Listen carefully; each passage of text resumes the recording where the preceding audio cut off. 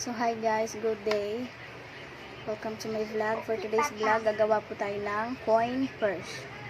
So, ang gagamitin po natin, mga kakailanganin, tela, gunting, zipper, ito for our styling, and then sinulid at karayon.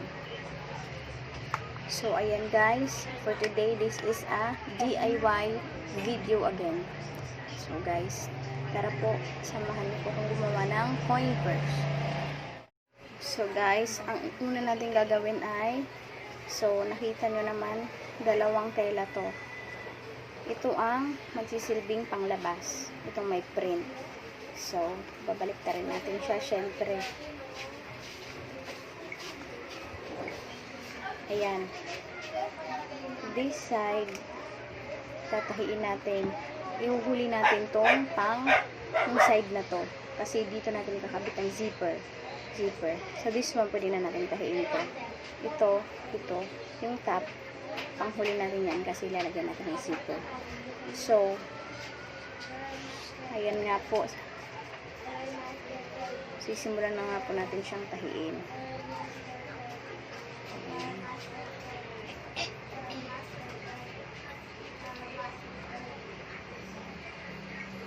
So, katulad po ng mga video kong mga video ko, this is an easy DIY lang naman din po.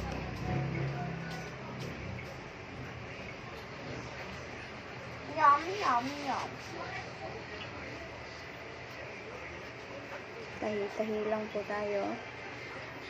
This one.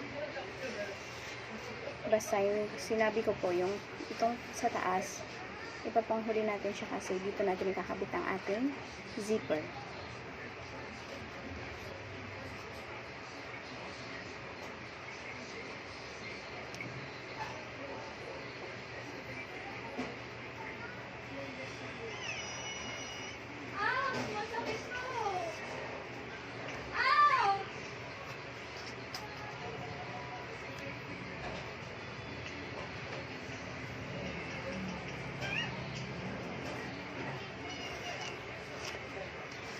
So, babalikan ko kayo guys pag natapos ko na itong tahiin.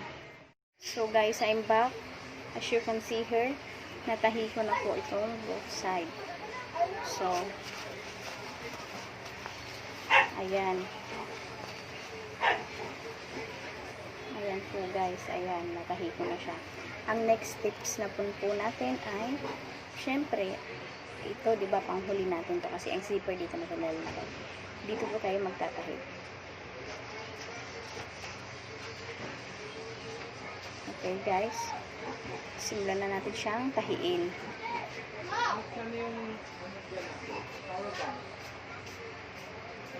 So this is easy lang po na DIY guys. Lahat kayo ay magagaya nito for sure.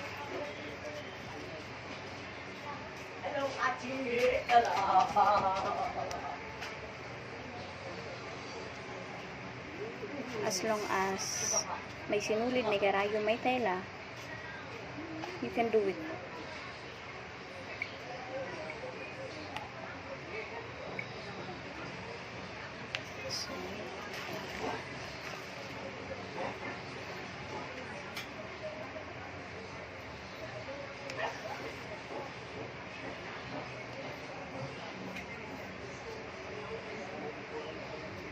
So guys, hobby ko po talaga itong pagtatahi. Kung napapansin nyo sa mga DIY ko.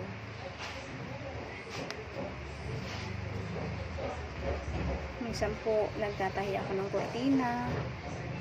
Gamit lang po ang kamay. Punta ng unan. Kaya ko pong tahiin yun.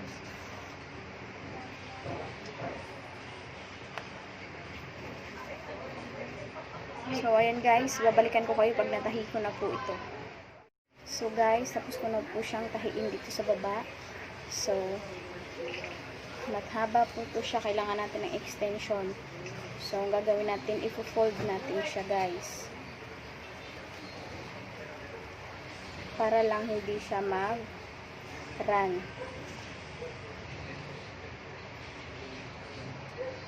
So, ayan.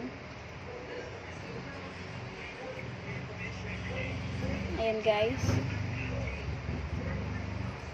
Teka, hindi pantay. Kailangan natin siyang pantayin.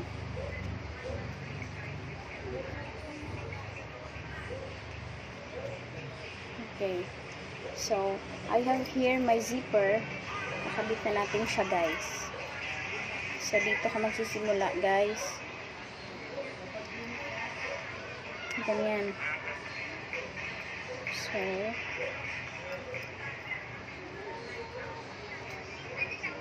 tatahi tayo guys.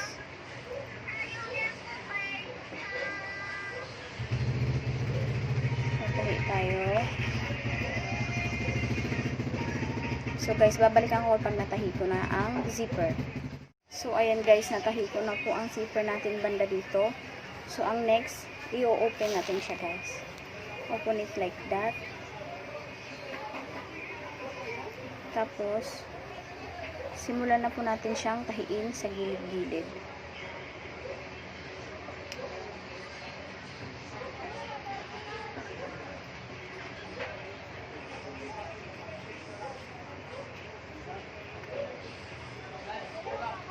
So, sorry guys kung green lang ang aking zipper kasi ang zipper na ito ay recycle din guys. Galing siya dun sa short kong na Zira.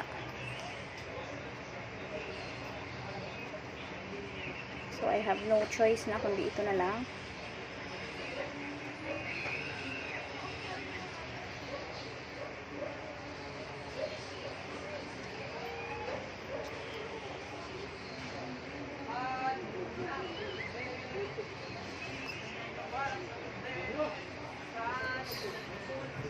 So, ayan guys, pag natapos ko ito, babalikan ko na po kayo. So, guys, ayan guys, natahi ko na po siya. This side. Ang gagawin ko po, sunod kong tatahiin. Ang kabilang side naman po. So, every time na tatahiin nyo siya, ng this boot side, i-open nyo yung zipper. So, pag itong magkabilang gilid naman po, isara nyo yung zipper para matahiin nyo siya ng maayos. Para intact po siya pag tinahin nyo.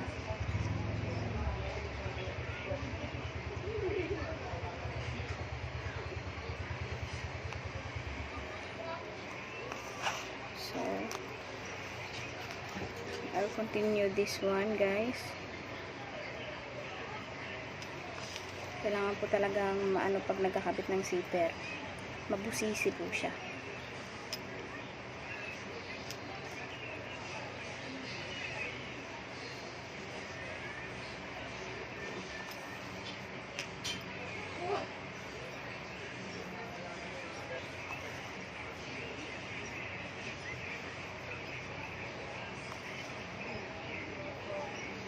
I'm sure nagagamitin ng asawa ko to. Kasi gustong-gusto niya yung ganitong mga coin purse.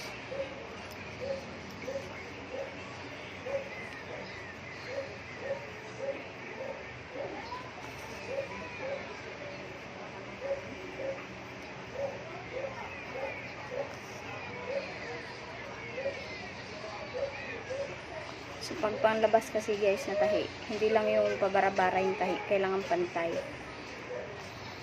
Kaya matagal siya. Hindi tulad ng tahi na sa loob. Mabilisan lang.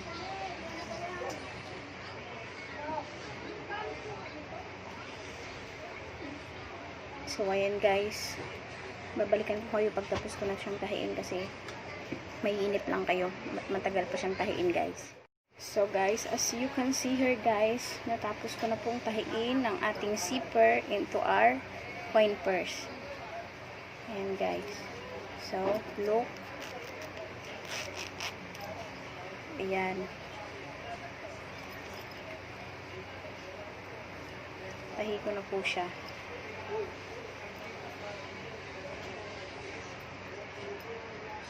So, ang next po natin gagawin guys ay ang ating kahit papano'y design.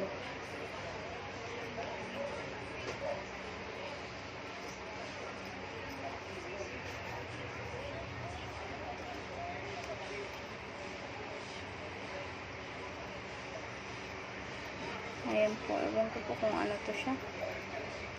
Baliktad.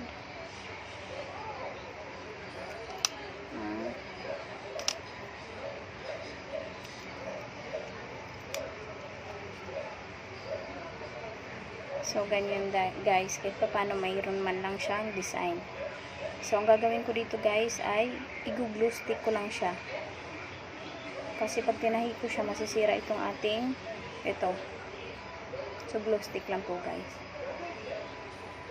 So, ayan guys. As you can see, natapos ko na po ang aking coin purse. Nailagay ko na ang ating design. So, ayan. So guys, gayahin nyo na po to. Makakatipid na kayo, hindi na kayo bibili ng coin purse.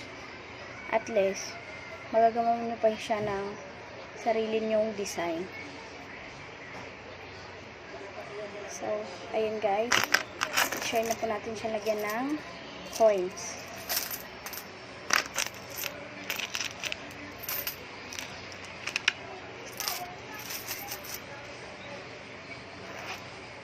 Charan! So, kayo na lang po ang bahalang maglagay ng panabit. At tapos na po natin gawin ang ating coin purse. So, guys, I hope na nakapagbigay na naman po ako sa inyo ng tips at idea on how to make a DIY coin purse. So, guys, kung nagustuhan nyo po ang aking video, please like and subscribe to my channel. And guys, thank you po sa mga nag-subscribe sa channel ko. So guys, ayan, thank you and see you through my next vlog. Goodbye mga sangkay!